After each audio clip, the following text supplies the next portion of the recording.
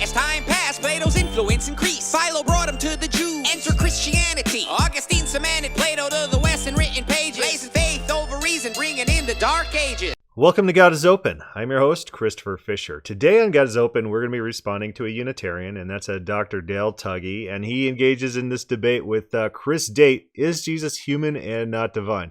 Now, I'm not going to be defending Chris Date's arguments. I think his arguments are really bad, and he does his thing where he argues from the grammar as if that's very conclusive. He argues from emotion, too. That's a pretty funny part. But Dr. Dale Tuggy, I think, categorically makes a lot of errors in his opening statements. Errors that should be addressed. Errors that probably stem from him having a Platonic and not a Semitic outlook on religion. He's coming to the Bible with Platonic categories rather than biblical Semitic categories of how the world functions and operates. I think the Semitic categories are what we experience in our day-to-day life. We don't experience Platonic forms, what Dale Tuggy tries to argue in this debate. And we'll cover that very briefly before we get into his words, so everyone could kind of understand and see it as he makes these arguments that he's coming from this Platonic perspective. So what do I mean by Platonic forms? In Plato, there's a theory of ideas or theory of forms. And what this states is that in this ethereal world, there's a bunch of blueprints of everything that exists in the world. And everything that exists in the world is an object that's based on this divine blueprint. And the closer it is to this blueprint, the closer it is to perfection. And so there's a perfect cat out there somewhere. Maybe there's a perfect Braxton Hunter, as he points out in one of his podcasts. There might be a perfect Braxton Hunter out there in the realm of the ideas. This is the idea that Dale Tuggy, he brings to the divine. He says that God must have XYZ properties. These properties are inherent in what it means to be divine, and without those, then you're not divine anymore. Rather than a Semitic category is that you figure out God's properties, their characteristics. You figure out who God is, and those are characteristics. They're not necessarily inherent. They're not his because he is divine. That's not how Semitic theology works. You get the properties from the character study rather than some abstract theory of forms. This is what God must be like. So let's talk about a practical example of what I'm talking about. Let's say I got 3 cats, and you guys probably hear so much about my cats, and they're running around my house, and they're throwing up on my carpet, and you look around, you see these animals there, and you're like, are these cats? So you flip to the dictionary, and you see this. A cat is a small, domesticated, carnivorous mammal with soft fur, a short snout, and retractable claws. Uh-oh, a couple of my cats are declawed, so are they not cats anymore? What if my cat has matted fur? It's not soft fur. Is that no longer a cat? What about these hairless cats? Are they no longer cats? If there's a cat that's a vegetarian, is that no longer a cat? What if it has all those properties? Maybe it's a hairless, vegetarian, and clawless cat. Is that not a cat anymore?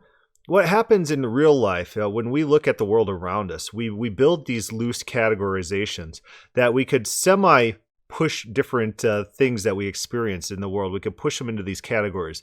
And what that allows us to do is communicate effectively to others. Yeah, we all roughly know what a cat is. So you could look at a cat and kind of evaluate, but it's not 100%. Sometimes there's things that defy categorization. Maybe there's a table/chair that people could use as a table or use it as a chair. Is it a table or is it a chair? What kind of properties make something a chair versus a table? The categories are loose. There's a lot of overlap in categorization. They're not hard and fast. They're not per object. It's not like you get one single definition of table, and then if something violates a table property, it's no longer a table. That's just not our experience with how the world works. This is because human beings inherently were contextual creatures. We contextually evaluate the data around us, and we only understand things in context. We don't understand things as objects in and of themselves. Inherently, that's not how we experience the world. And we could understand this, and I point people to this all the time. There's a TED Talk on optical illusions.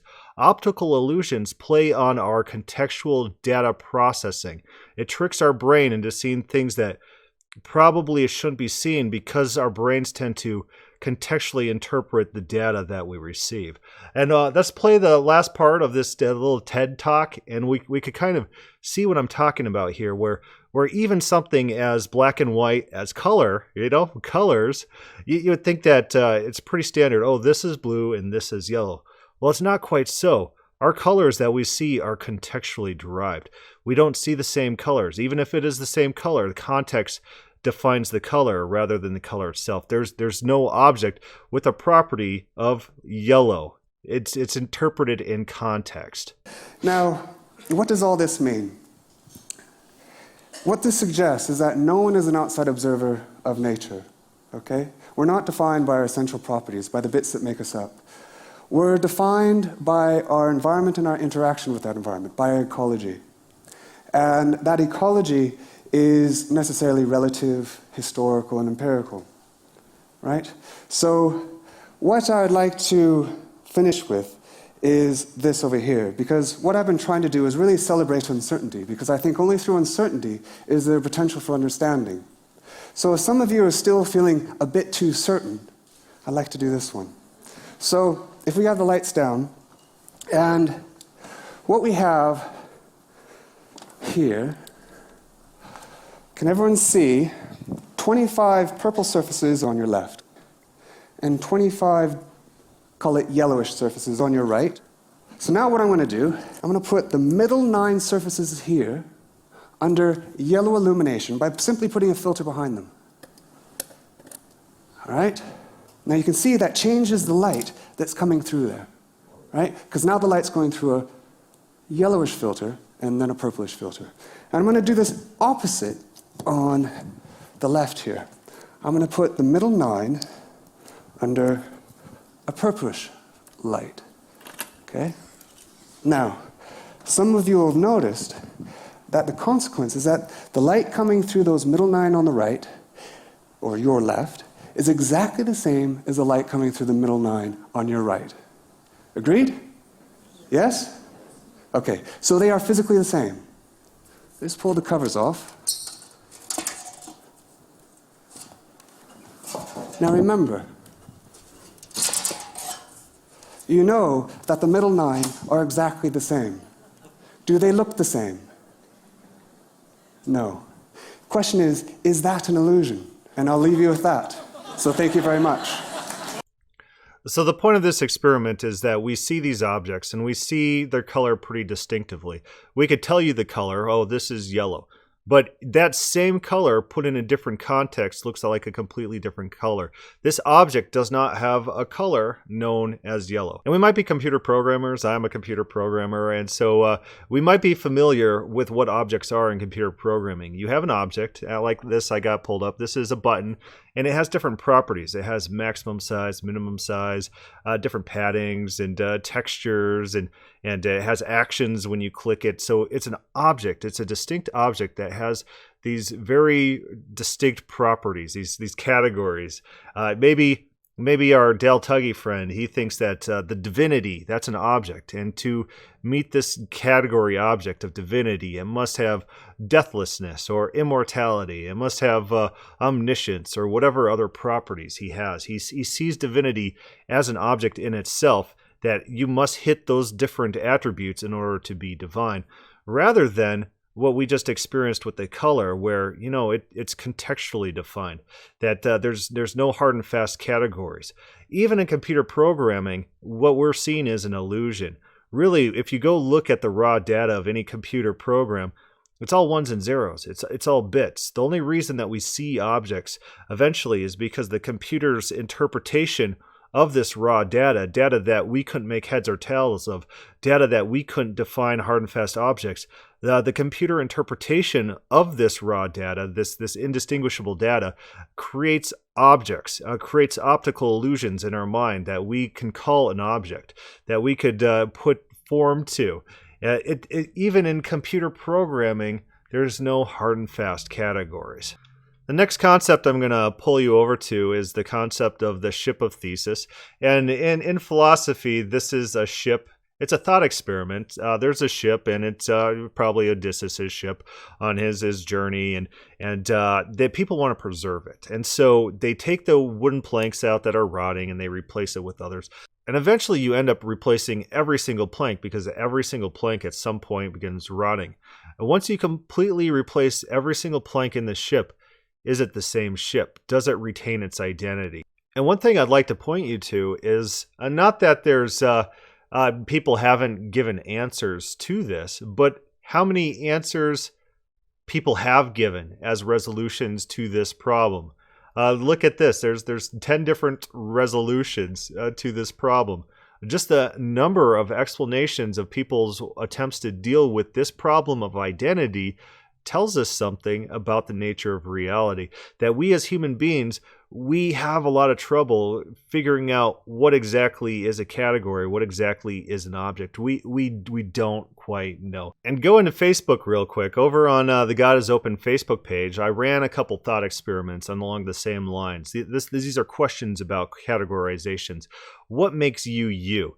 And in Star Trek, now Star Trek is fiction, there's these things called transporters. And what these transporters do is you step in one side, it breaks down all the molecules, and it sends the pattern over to a transporter somewhere else that it builds up a new you. Well, is that a new you that steps out on the other side, or are you dead? And is that a new you? And there's different solutions to this problem. Most people pick the option that a new copy of you and the old you has died. That you stepping in this transporter and being dissected here kills you and creates a new you over here. But not everyone thinks so. Some people think that's the same you. And complicating this, Robert Hansen had a tweet that stated, what if the same you steps out of the first transporter and a different you steps out of the transporter at the other location? Which one's you? And most of his respondents, there's 2,500 votes. Most of his respondents stated that both are you. They got this theory, this category, that if there's an exact copy of you somewhere else in the universe that steps out of a transporter, at the same time you step out of a transporter somewhere else, they are both you. This illustrates this problem of categories that we as human beings run into. One last thought experiment before we move on. This is going to be a pretty important thought experiment for understanding the problems with Dale Tuggy's position about categories. And this is the problem of X-Men, Jamie Madrox. Now I'm a big Age of Apocalypse fan, and in the Age of Apocalypse series, there's this mutant, and his ability is to, when he comes in contact with anything, if he's like hit or something, that he duplicates, he splits in two. Now there's two of him, and one seems to be subservient to the other, and they could act with the same will, it seems, at times. They have one accord, but they could act separately. They're like different individuals in the case that they have different thoughts, different experiences. And he can reabsorb these at will, absorbing their experiences and their identities back into him. So when this happens, in this thought experiment, is this new Madrox, is that a different individual than the primary? Is it the same? What's going on there? In this thought experiment, most of our voters, they picked another person that might be a little swayed by just the nature of this group being an open theist group. But I have always thought about it as they're all the same person, even though they have separate wills. They have semi-separate identities, but they're kind of acting in unison, and they're kind of acting as subservient to one master, if you will, the master copy. They're all the same person, regardless or not whether they can fight with each other, have conflicts with each other, have different thoughts and ideas than each other. They still all are Jamie Madrox in this thought experiment. This is how I've always viewed this character for as long as I remember. So this is interesting. So what we've just maybe discovered is that human beings are easily able to classify different people with different features as the same person depending on the circumstances. It's not hard and fast. And what Dale Tuggy is going to do, he's going to argue Platonic categories, that there are hard and fast distinctions, and that makes things separate beings. That means one thing's not each other. Let's just listen to his arguments and look at his assumptions that he brings onto not only the Bible, but onto reality as we experience it. And again, that's not Semitic religion. I have pulled up various books by authors on the religions of the Semites, and they don't take Dale Tuggy's position about his characterizations, and we'll pull those up as we go along. They more take my approach that categories are flexible. Reality is it's not defined in hard and fast categories, but it's defined contextually by experiences. There's overlap. There's not hard and fast objects in the known world.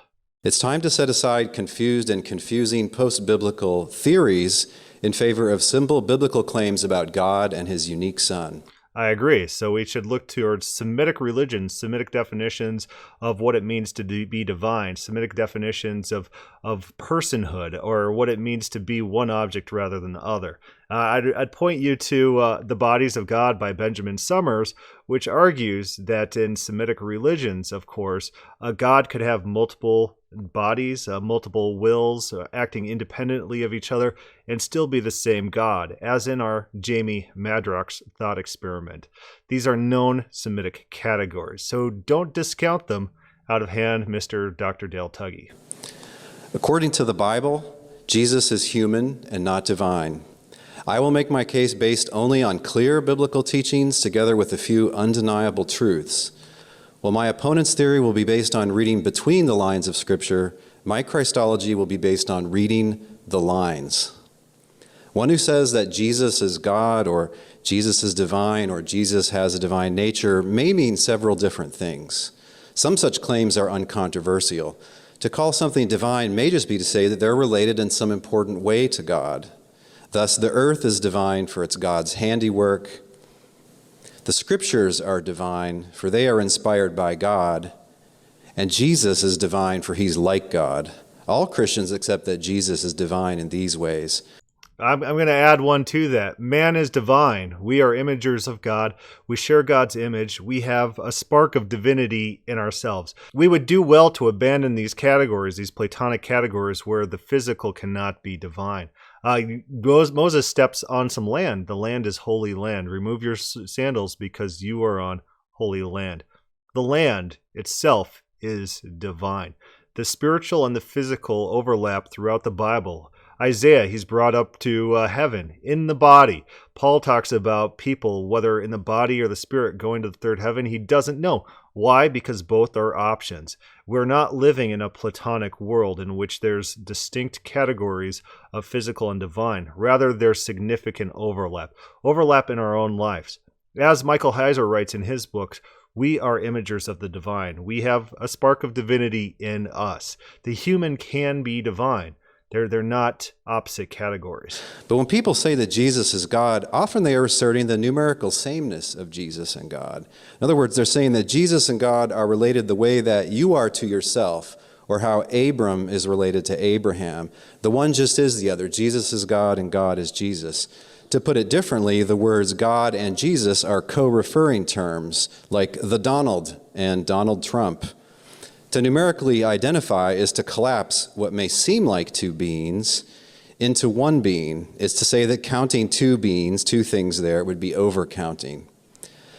So let's turn to our Madrox example. This guy, there's a primary Madrox, and he could spawn duplicates of himself which are subservient to him. I would not claim necessarily that those duplicates are Madrox. I'd say that the prime is Madrox, although those duplicates are Madrox in a sense. So although they're not the prime, they are him. There's numerical sameness, even though I wouldn't call the duplicates the prime. Such a claim is demonstrably confused.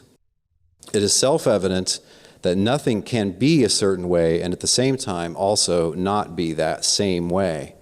When we discover any simultaneous qualitative difference, we realize we're dealing with two beings, not with one. So why does it have to be simultaneous? Like, for example, let's take me. I'm changing at every moment of every day. The me from 3 seconds ago is different than the me now. I got 3 seconds of extra experience under my belt. There are changes between me of now and me 3 seconds ago. Why am I the same being, but God can't have differences in himself at the same time and not be the same being? That doesn't even make any sense, because my left hand's different than my right hand. There's differences between my left and right hand. You wouldn't say because there's differences in some aspects of me from some other aspect of me, that's not me anymore. Your categorizations don't make sense. What you're trying to do is you're trying to find an object with specific, definite attributes, and then you're going to claim that one thing isn't that because of your arbitrary attributes that you force on this object. That's not the case. That's not how reality works. Seeing differences between them, a reader of the New Testament realizes that Peter and Paul are not the same being. Yes, they're similar in many ways. Both are men, both are apostles, both are heroes of faith. But things can be similar in countless ways while still being two. Just a single simultaneous difference, no matter how small, proves that we are dealing with two beings and not with one. Again, though, notice the arbitrary nature of what he's trying to define here. He's trying to say that I have my category over here, and I'm going to arbitrarily keep it separate from this category over here, and then I'm going to claim there's going to be differences which makes one not the other. Which again, Semitic religion, it doesn't bear testament to. In fact, there's bodily fluidity in Semitic religions. Let's pull up Benjamin Summers' The Bodies of God. Religious thinkers of the ancient Near East viewed gods and goddesses as radically unlike human beings in ways that may seem baffling to people of contemporary Western world. In the eyes of the Babylonians, Assyrians, Canaanites, Armenians, and Egyptians, a single deity could exist simultaneously in several bodies. Further, a deity could have a fragmented or ill-defined self, for gods were not fully distinct from each other, at least not of the time. By a self, I mean a discrete conscious entity that is conscious of its discrete nature. We can contrast this perspective with one another, which is evident in the data from archaic and classical Greece. Greek culture provides no evidence that multiple objects could contain the presence of a particular deity at any one moment. Ancient Greek religion furthermore maintained that deities' selves were consistently distinct from each other. Each culture's perception of God's bodies then reflects its understanding of God's selves. These two ways of perceiving divinity present us with two types of answers to the questions. Are deities fundamentally similar to human or fundamentally different from them? For the Greeks, a god is like a human being, had a discrete body and a discrete self. For the Near Eastern religions, gods could have multiple bodies and fluid selves. Greek religion assumed a basic resemblance between mortals and immortals in this respect, whereas ancient Near East religions posited a radical contrast between them. So this category of thinking, this Jamie Maddox category of thinking, where a god can have multiple bodies, multiple consciousnesses, and still be the same god, this is radically different from what Dale Tuggy is trying to tell us is the biblical picture of God. He's trying to impose Greek categories, and I would say particularly Platonistic categories rather than necessarily even ancient Greek polytheistic categories, even though those bear similarity to the categories he's trying to tell us. I don't think the Bible bears this out. I think the Bible and the other ancient Semitic religions in which the Bible context is derived, this is the context of the Bible. Yahweh could be both in heaven and at the divine temple at the same time in maybe this different manners. There could be let's take, for example, the Genesis 18 account, which three men approach Abraham. And in this book, Benjamin Summer points out that we don't know whether one, two, or three of those individuals are Yahweh in the text. We just don't know. It would be a mistake to make an assumption on that point. Dale Tuggy assumes these categories out. He on the face value, rejects them. It doesn't fit his worldview of how the world functions and works. But as we've seen, categories are flexible. We interpret categories loosely in just our day-to-day dealing. We can't even be certain of an object's color without contextual surrounding to give us the data of what that color is in that object. We are contextual creatures. We're not object-based creatures. We don't see the world in Platonistic forms, ascribing absolute properties to absolute objects.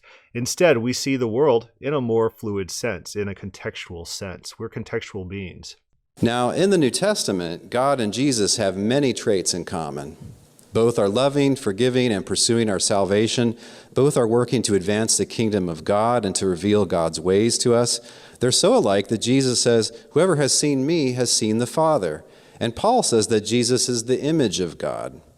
But in the New Testament, God and Jesus also differ in many ways.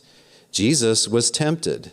In contrast, the New Testament says God can't be tempted.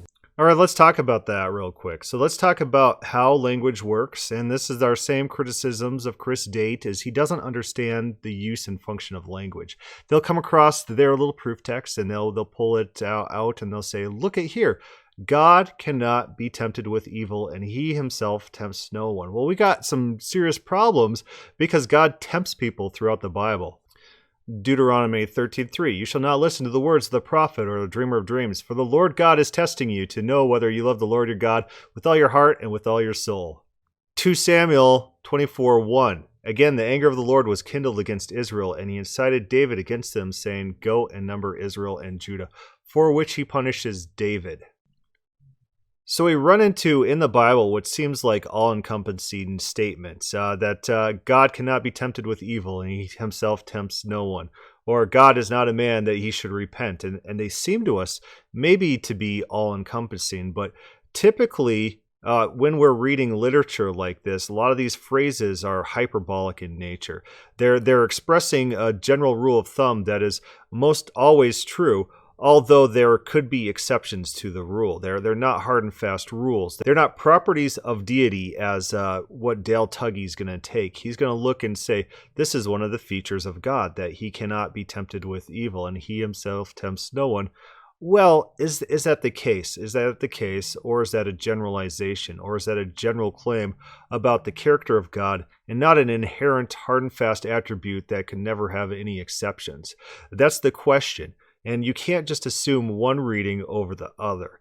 And so what those people are going to do who want to take this as hard and fast, and they want to take it as all-encompassing, is they have to find a way to mitigate these texts in which God does tempt people, which God does test people, which God does lead people towards destruction. You know, there are what we would consider tempting. What does this mean? What is it communicating to us? Is this a hard and fast rule? These are the questions we need to ask. We can't take a small statement like this and just assume absolutes onto it. That's not how language works. That's not how language functions. Jesus died on a cross, but the New Testament assumes that God has never died because it implies that he's essentially immortal, in principle incapable of death. Okay, so note this. Dale Tuggy wants to ascribe another property to deity, and that is the undyingness and everlastingness. And we'll find a lot of phrases like this ascribed to God throughout the Bible. And yes, that's true. You do have God from everlasting to everlasting. God's not going to die, not going to be defeated. What we don't see in the text is mechanism. Why won't God die? Is it because that's an essential property, as Dale Tuggy's going to make it out to be? Or is it more of a power claim that no God can overthrow Yahweh because Yahweh is the primary God and he's more powerful than anyone and no one has a chance at overthrowing him? Is that the reason that God is immortal? We find some interesting parallel type of absolute language in parallel religions. Let's turn to Marduk. We all know the Marduk story, or we should if you listen to the Numa Elish episode. Marduk is a created god. Marduk is not, he wasn't all existing from all eternity or anything like that. But Marduk is created, and he's a created god who's called perfect, and his will said to be unchangeable because he rises to prominence. He overtakes and kills a primary god, one of these pre-existing gods that helped create the universe. He kills that god and rises to prominence in the Babylonian mythos, in the Numa Elish. And part of the meaning of his name is that he's immortal. So let's read this. The name Marduk was probably pronounced Martuk. The etymology of the name Marduk is conjectured as derived from Atmar Utu, immortal son of Utu. So what does this immortal mean? Does it mean that there in no way can he die in any type of setting? But that's not true. We learned from the Marduk myths that these gods rise and fall, they fight each other, they could be blinked out of his existence. In fact, this is a very common Semitic idea that immortal gods can in fact die. So let's turn to Mark Smith, and Mark Smith is talking about properties of the gods, and one of them is immortality. This is in his book, The Origins of Biblical Monotheism, and he starts talking about immortality, and he quotes this paragraph here by this other Smith. We're going to be talking about 3 different Smiths in this episode, and none of them are going to be Joseph Smith. One of them is going to be Mark Smith, a biblical scholar. One of them is going to be William Smith, a Semitic scholar. And one of them is going to be who Mark Smith is quoting J.C. Smith about the idea that in Semitic religions, God could die. Even immortal gods can die. He writes this is J.C. Smith. Despite the shock this fact may deal to modern Western religious sensibilities, it is commonplace within the history of religions that immortality is not a prime characteristic of divinity. Gods die. Nor is the concomitant of omnipresence a widespread requisite. Gods disappear. The putative category of dying and rising deities thus takes its place within a larger category of dying gods and even a larger category of disappearing deities. Some of these divine figures simply disappear. Some disappear only to return in near or distant future. Some disappear and reappear with monotonous frequency. Gods die. It's typically what we find in the ancient literature. We find this concept even advocated in the biblical text if we turn to Psalms 82. Psalms 82, this is God talking. I said, you are gods, sons of the Most High, all of you. Nevertheless, you, like men, shall die, fall like any prince. So these are gods, and these gods will die. Being immortal is not an inherent property of deity, even within the Bible. So what do these texts mean that God is everlasting? Does it mean it's an inherent property of divinity? It doesn't seem like that. Or does it mean that God is so powerful that no God's going to rise up and overthrow him, that mechanistically, he cannot be overthrown and thus cannot die. He's eternal from everlasting to everlasting by the property of being the primary, unstoppable, most powerful God in existence. Does that mean that these categories rule out any deicide or like deist suicide where maybe a god can kill themselves? I don't think it necessarily rules out categories like that. I don't think that's what these texts are going for. Instead, they're emphasizing God's uniqueness, God's absoluteness, his power, his primacy over all the other deities that exist out there. That's what this is probably illustrating, rather than Dale Tuggy's idea of these are divine attributes. These are attributes that characterize divinity, absolutely, that if someone doesn't have this attribute, that person or thing is not divine anymore. I don't think that's a biblical category. And we see that play out here. Gods will die in the Bible, Psalms 82. You're divine, you can die. I mentioned another Smith. We said we're going to talk about 3 different Smiths. We're going to turn to William Smith in his lectures on the Semites, on the religion of the Semites, and see what he says about this idea of giving characteristics to deity, building doctrines around the idea of God. This was just not a part of Semitic religion. These doctrines, these creeds, these ideas of doctrine just did not exist in their thought process. Our modern habit is to look at religion from the side of belief rather than of practice. For down to comparatively recent times, almost the only forms of religion seriously studied in Europe have been those of various Christian churches, and all parts of Christendom are agreed that ritual is important only in connection with its interpretation. Thus, the study of religion has meant mainly the study of Christian beliefs, and instruction in religion has habitually begun with the creed, religious duties, being presented to the learner as flowing from the dogmatic truths he is taught to accept. All this seems to us so much a matter of course that when we approach some strange or antique religion, we naturally assume that here also our first business is to search for a creed and find in it a key to ritual and practice. But the antique religions had for the most part no creed. They consisted entirely of instructions and practices.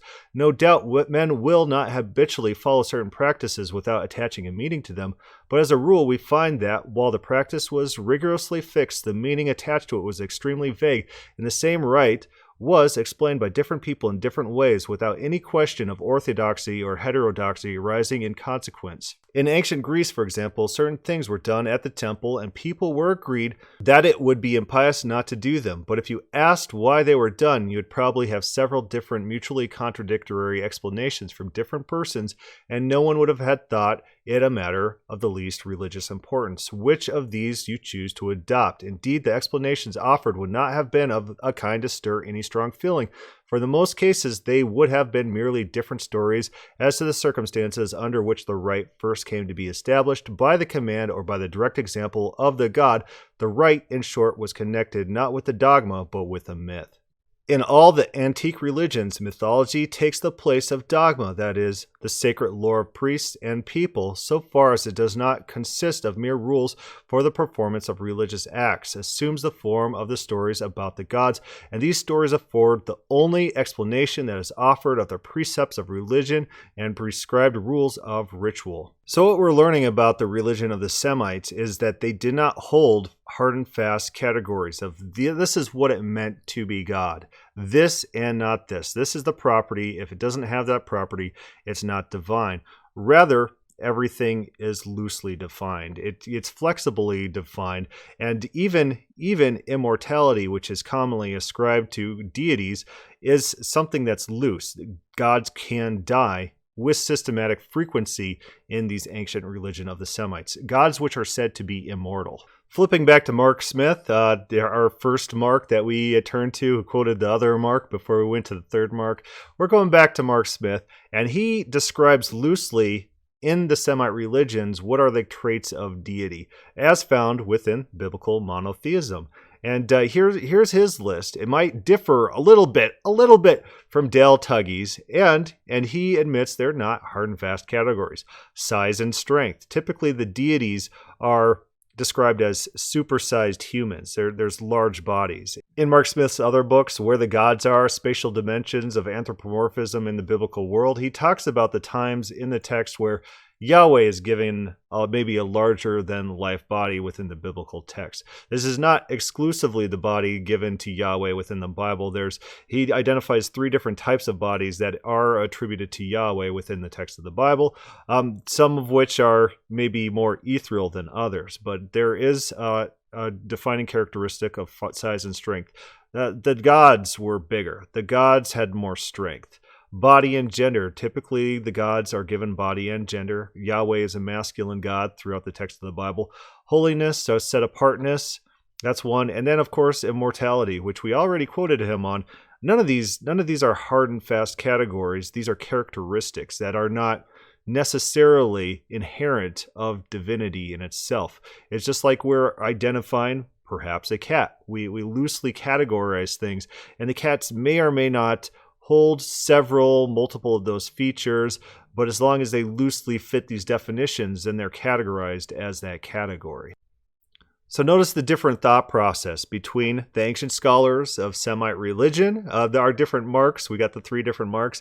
And Dr. Dale Tuggy, who wants very hard and fast categories. He wants to look at these proof texts and make definitive claims that meet his idea of how we characterize what deity is. The New Testament is explicit that, like you and me, Jesus has a God over him, the one God. But the monotheistic Jewish assumption is that the one God is subject to no one. The New Testament, Jesus gets his calling, his commission, his power, and his authority from the one God.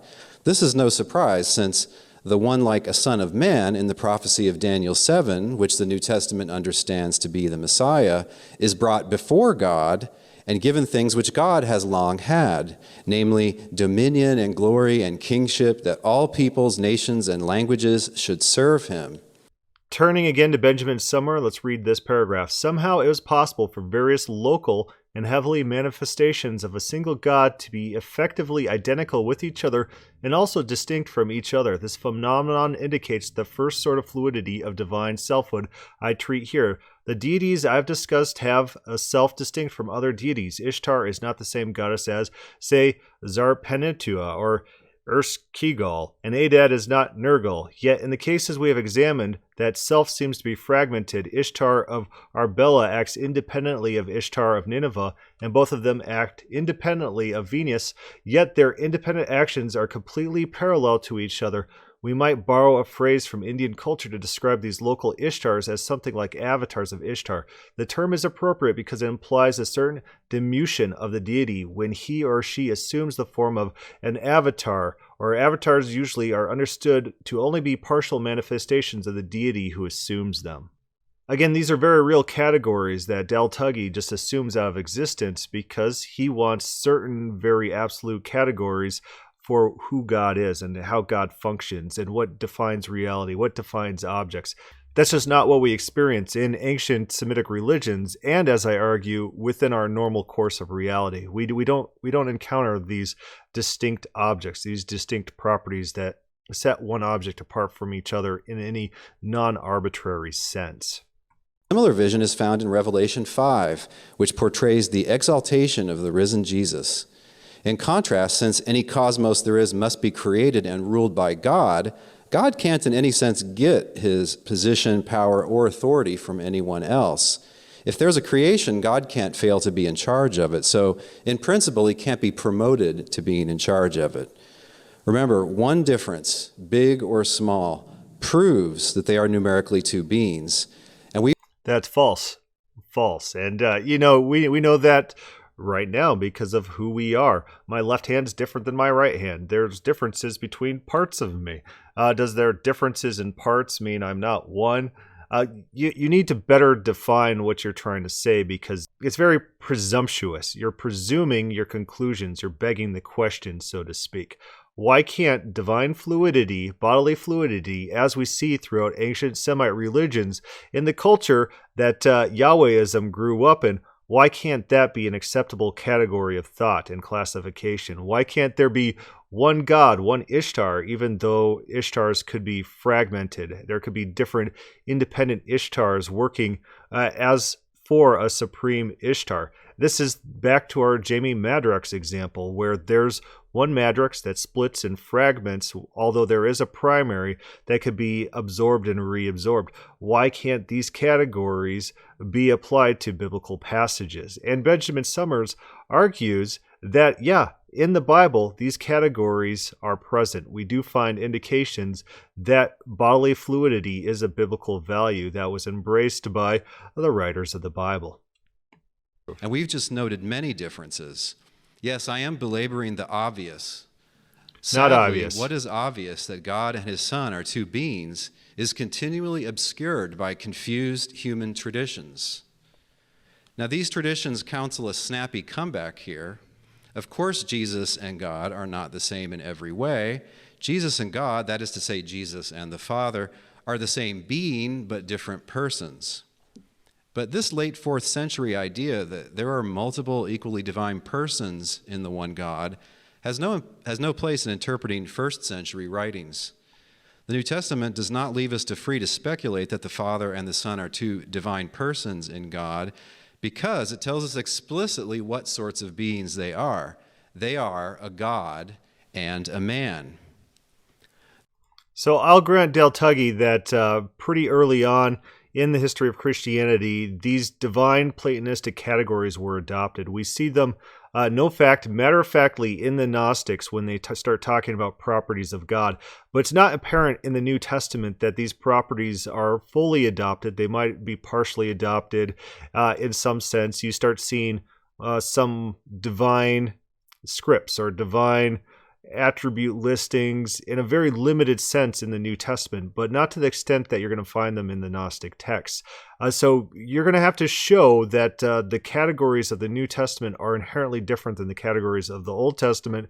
The categories of the Old Testament don't adhere to the categories that you're trying to impose on the Bible. These hard and fast definitions, these attributes of divinity that you just assume on divinity, you assume that they're inherent to the divinity rather than loose characteristics of what we experience of divinity. Immortality. We are going to be given immortality in the New Testament. Immortality is going to be given to people. What does that mean? Are we gods? Is that inherent to what we are as people, that we are gods? Or is that just a loose characterization and actually we can actually be blinked out of existence? Even though we have eternality, as the New Testament says that we will be granted, we're not gods even though we have this property. It's not exclusive to the divine, and it doesn't have to be this absolute category that can't be undone. The eternal can die in the Bible. The New Testament always and everywhere portrays Jesus as a real man, never as a God-man, never as God incarnate, never as God the Son. John has Jesus describe himself as a man who has told you the truth that I heard from God. So again, man is not opposite of the divine. We don't find those categories being pushed anywhere except for Platonic categories where the material world is separate from the divine. There's a hard and fast cut where one can't be the other. Men can be divine. We ourselves as human beings have the spark of the divine in us. What Paul writes about Jesus is interesting in Colossians 2, and as I argue multiple places in my book and in my program on Colossians 2, is that this is really a response to the Gnostics who think that the divine can't be physical and the physical can't be divine. And he writes, the fullness of God dwells bodily. It seems to me to be a direct response to these Gnostic ideas which try to separate the physical from the divine. He's saying, no, the fullness of God dwelled physically. The physical is the divine. He's rejecting their categories. In short, these verses that he's pulling up as his proof text, where it describes Jesus as a man, doesn't quite prove what he thinks he's trying to prove. It only proves that because he assumes his categories. This whole podcast is about categories. Categorically, Dale Tuggy is incorrect in his assessment of the Bible. 1 Timothy, we read that there is one God and one mediator also between God and men, the man Christ Jesus. And Paul sometimes compares and contrasts Jesus with Adam, as when he writes, just as we have borne the image of the man of dust, that's Adam, we will also bear the image of the man of heaven, that is, Jesus, when, like Jesus, we believers are raised to immortality. So let's do the same Dale Tuggy proof texting about Yahweh. Let's turn to Genesis 18. And Yahweh appeared to him by the oaks of Mamre, and he sat at the door of his tent in the heat of the day. He lifted up his eyes and looked, and behold, 3 men were standing in front of him. When he saw them, he ran from the tent door to meet them and bowed himself to the earth. And then they go on to have a dinner together. This is what happens. Yahweh is described as a man. See? Yahweh is not divine. Yahweh is not God. My name's Dale Tuggy. No. That's not what's going on here. You could call God a man. You can. People might say, oh, that just means he's kind of in the image of the man. Well, that's an assumption you're bringing to the text. And the Bible doesn't give those apologies for calling God a man. It doesn't. It almost assumes in Genesis 18:3 that Abraham is instantly aware of who this man is, Yahweh, God. The Bible's not making these hard and fast distinctions that Dale Tuggy would like to make, and that's something he's got to wrestle with in his proof texting. His proof texting in which Jesus is described as a man. And how is that inaccurate, especially if there's overlap in divinity and physical? Man, man, man. This is explicit. And these writers are not anxious to follow up with and also divine, because that's not their view. The central and repeated thesis of all 4 Gospels is that Jesus is God's Christ, his Messiah, which implies being human. The Messiah was predicted to be a literal descendant of David and to be a prophet like Moses, both of which imply being a real human being. The New Testament Jesus is miraculously conceived in and born to a human woman. He grows up and he prematurely dies. So notice the assumed categories. He assumes by making these statements that people could agree with, that automatically assumes that Jesus is not divine, which is not clear at all. It's not stated by the Bible. It's not necessarily a claim that the Bible makes. It's an assumed category onto the biblical text. And we should do well to try to put ourselves in a Semitic mind frame where those categories might not hold. Although those categories might sound strange to us as modern readers, they're not necessary. These are not arguments he's making. These are appeals to modern sensibilities. He puts his trust in God and regularly prays to God. The letter to the Hebrews explains that it was fitting that we should be reconciled to God by the sacrificial ministry of a fellow human being. It says, for the one who sanctifies and those who are sanctified all have one Father. According to the New Testament, Jesus is a Jewish man with the uniquely high call of being God's Messiah. Now, what sort of being is the Father? Does the New Testament teach that he is one of three divine persons within the one God? No, the Father just is God himself, the God of the Jews, the Lord of the Old Testament, the only true God. This is assumed in all New Testament writing. So what he does here is more proof texting, which doesn't quite state his view. I was talking to Quaco L, and he's a Mormon, and he points out that these God is one texts are used by people with radically different ideas about God, all as proof texts for their ideas about God. It's an interesting phenomenon that we see where Trinitarians will claim that God is one, means the Trinity is true. Some people will claim that those verses mean definitively that the Trinity is not true. Here's Dale Tuggy arguing that this means his categories are true. How does that defeat maybe the Jamie Maddox category that I proposed, which I argue is a Semitic category of thought in which the divine can be splintered. The divine can have separate wills, but yet be one God. Or even the Quaku-El view that it's just about a covenantal relationship, that you're only supposed to worship this one God, being Israelite in a covenantal relationship. There's alternative views to your text, and just quoting a fragmented text out of context without any clarifying context that specifies your view above alternate explanations, it's not an argument. You're not giving an argument. What you're doing is shotgunning proof texts that you just assume your argument into. You're begging the question with these proof texts. Writings, and generally doesn't need to be stated. A careful reader will note that these writers normally use the terms God and the Father interchangeably because they think that typically those terms co-refer. And the fourth gospel pointedly clarifies just who the Father is in case you were thinking of confusing him with his Son.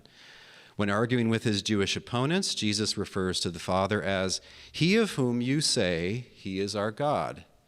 This reveals their shared assumption that the God of the Jews is the Father himself. Elsewhere, John has Jesus refer to the Father as the one who alone is God and as the only true God. Towards the end, Jesus says that this same Father is both his God and yours.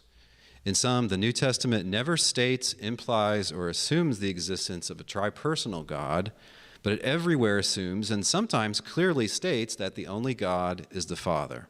Again, the assumed categories. We went over the categories first of all to just try to show you his assumptions he's bringing to the text, how he reads the Bible. He reads it says, God is one. Okay, so that means my category of what one must be, and it's these Platonic categories. And it's not this more of a fragmented category or this loose categorization or this divine fluidity. He just rules out of hand that it can't be that. Why? Why? Because he's really wedded to his ideas, his categories that he wants to oppose on the text. Those are not the only readings of those verses. They're not necessarily the default Semitic readings. They're possible readings. They're possible readings, but not the only ones. You're assuming your categories onto the text. Now, when it comes to thinking about Jesus, present-day evangelicals are divided. On the popular level of preaching and apologetics, Jesus and God are simply confused for one another. They're confused together. Their similarities are noted and their differences are ignored, while the shibboleth that Jesus is God is intoned. The Father is thanked for dying for us, and the word Jesus is used as if it were God's proper name. Yeah, people probably shouldn't be doing those types of things. I mean, even in a fragmented situation, you wouldn't want to try to confuse titles. You'd probably want to speak with specificity. I typically pray to the Father, and then Jesus is to be the mediator. So something like in Jesus' name seems to be adequate for prayers. But none of those negate the scenario that we might be dealing with here of divine fragmentation or bodily fluidity, multiple beings who are one being, a Semitic idea. None of these arguments negate that category. It's just not, he's not even considered. And I don't even think Chris Date considers that possibility, because Chris Date's a traditional classical Trinitarian who believes in the hypostatic union, which also imports Platonistic categories. To me, this seems like a Platonistic versus Platonistic debate where they're kind of like the Servetus Calvin debate, where they're debating over Platonistic categories. They're both fundamentally, their worldviews are based in what seems to me a series of thought that's not germane to the Bible. They're fighting over 3rd century ideas. They're fighting over Enlightenment ideas. They're not fighting over biblical categories. And this is lamentable confusion.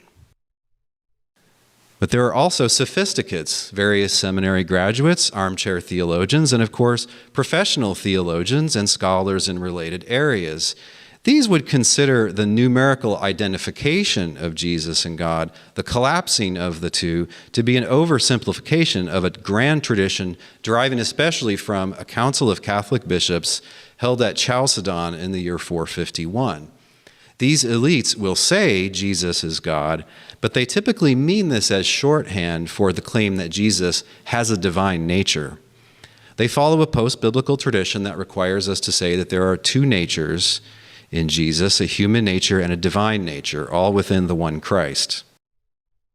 Sober critical thinking is called for here, not indulgent appeals to mystery. This two natures language can mean a couple of different things, but with one exception, my objection to these theories is that they do not present us with a real man. To understand these theories, we need to disambiguate a key term. In ancient philosophy and theology, a nature can be an individual being, a single entity like you or a dog or God, or a nature can be the defining essential qualities of some sort of thing. Let's note again what he's doing. He's turning to philosophy, and then he's using that to define things like nature. Now, Paul uses the word nature, but how does he use the word nature? What's his typical usage? We're turning to Brian Ingraffia's book, Postmodern Theory and Biblical Theology. Remember, Dale Tuggy's trying to talk to us about what the nature of man really means. And are these categories actually accepted by Paul? Or is Paul's distinction between the physical man and the spiritual man, are those different distinctions? Is he making these nature distinctions that Dale Tuggy is arguing that's what nature means when Paul might use the word nature? Well, let's read this. But biblical thought, because it is based on Hebraic and not the Greek conception of humanity, does not understand human beings as dualism of body and spirit as Platonism does, nor as dualism of mind and body as Descartes does. Paul's division between the flesh and the spirit is not a metaphysical ontological dualism, but rather a redemptive eschatological separation between those alienated from God and those reconciled to God. Moving on. But similar qualification must be made about the so-called theological anthropology of the Apostle Paul. Paul is in no way interested in developing an independent definition of the essence or constitution of man. He is not interested in humanity as an end in itself, but in humanity as created and redeemed by God. Here we can make a preliminary connection between Paul and Heidegger, just as Heidegger is interested in Dasein only in its relation to being, including the being and world and being with others, so is Paul interested in anthropos only in its relationship to God and how this relationship should determine the ways one conducts him or herself in the world, especially towards others. Paul's descriptions of man he's not trying to define what man is when he's talking about the nature of man. Instead, he's trying to describe our relationship to God. That's what he talks about when he's talking about the difference between the physical and the spiritual. Those are Paul's categories. In the first sense, you are a nature. In the second sense, a nature is a quality or set of qualities that you have. Now, what's being asserted about the Son of God here when it's said that he has two natures? Let's consider the options. To say that in Christ there are a divine nature and a human nature. So we're going to kind of skip past this point because he's just criticizing the hypostatic union. So we will be skipping this part for the sake of time. We're not too far here. But why I think the Bible teaches Jesus to also have divine nature? The most obvious and straightforward way of proving this would be to list out all the qualities which are included in divine nature, then show that the Bible teaches Jesus to have each of these qualities. So let's use Mark Smith's categories. Okay, so immortality, that's not necessarily immortality. Okay, that's sure. I guess even we are attributed that in the Bible. Superhuman strength and size. I don't know if he fits that. Or how about Gender, well, he does have gender, so he's got that going for him. So the qualities that Del Tuggy is about to list off is his own philosophy. It's not biblical philosophy. It's not biblical categories.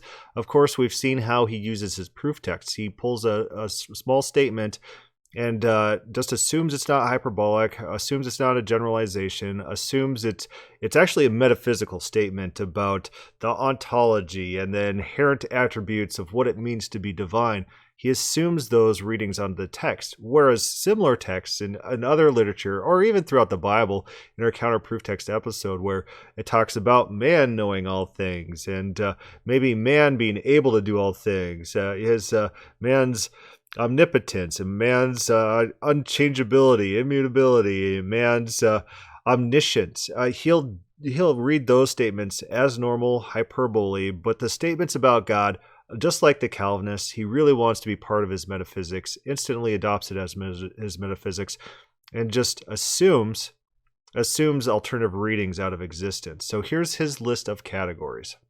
But it's unclear exactly which and how many qualities this would be.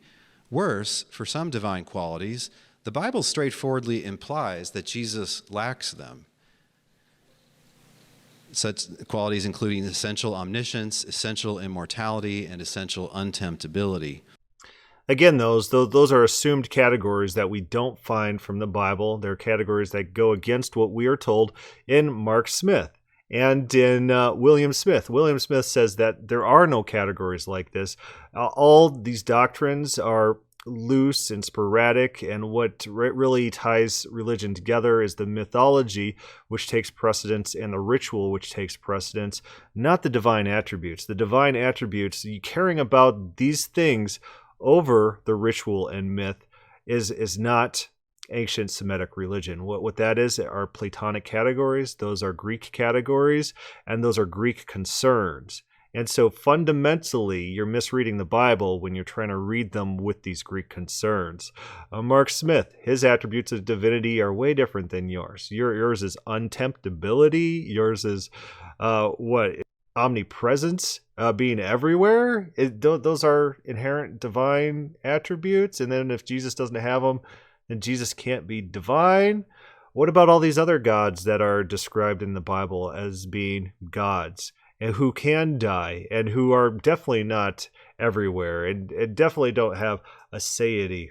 What about these gods? They don't quite meet what you're trying to prove here. Yeah, categorically, the Bible is not on the same level as you. The other qualities most Christian theologians and other qualities most Christian theologians ascribe to God are not mentioned in connection with Jesus, and there aren't even passages that sound like they're attributing aseity or necessary existence or essential omnipotence or essential omnipresence to him. So there aren't even passages to argue about. I hate to belabor the point, but it shows at what disconnect Del Tuggy has with the biblical text. All those categories are not biblical concerns. These are not categories that the Bible assumes are necessary features of divinity. These are philosophical concepts that are imposed on the Bible. Again, biblical theology is done from the ground up. As Walter Brueggemann writes, that you get the generalities from the specifics. You don't know God knows all things because it's an essential attribute of divine being. You get his all-knowing nature from various texts, various narratives in which God does know all things, various sayings where you could accumulate these details about God's personality and his characteristics from the text. God is not all-powerful because that's an essential part of who he is. God is powerful because we see his powerful acts. You add up the details to get the generalities, not the other way around. You're doing your theology backwards when you're coming to the text from this very Greek perspective.